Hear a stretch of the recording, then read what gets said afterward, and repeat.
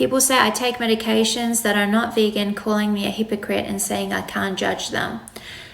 Again, because we do live in a non-vegan world, that means that vegans are the minority still. So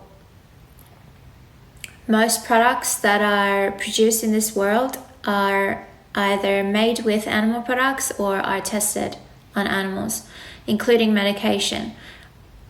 All the pharmaceutical drugs are tested on animals, and sometimes they have animal products in them, like gelatin, for example.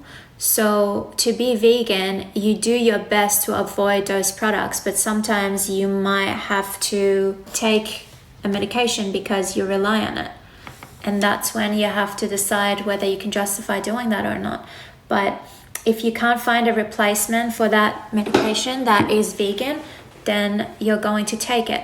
If people call you a hypocrite for doing that, then just ask them the question, I have to take this medication because otherwise this is what would happen to me. How does that justify you paying for animals to be stabbed in the throat for a sandwich? You're doing your best to avoid animal cruelty, and there might be times where you can't because the medication that you need to take doesn't exist in a vegan form.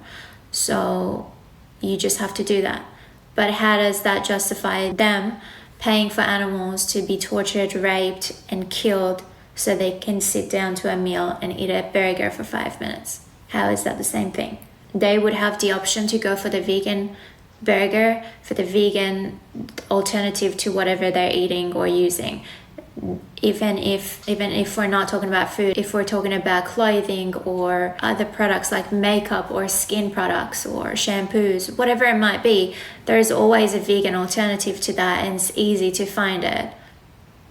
Depending on where you live, obviously, but in most places, for food, it's super easy. Other products, still you can find it.